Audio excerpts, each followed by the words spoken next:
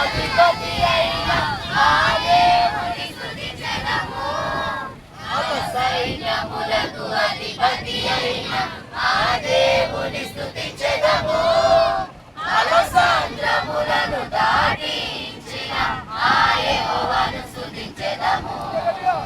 అలసంద్రములను సాటించిన ఆ యెహోవాను స్తుతించెదము. హల్లెలూయా స్తుతి మహిమ ఎల్లప్పుడూ దేవునికి చెదము. హల్లెలూయా స్తుతి మహిమ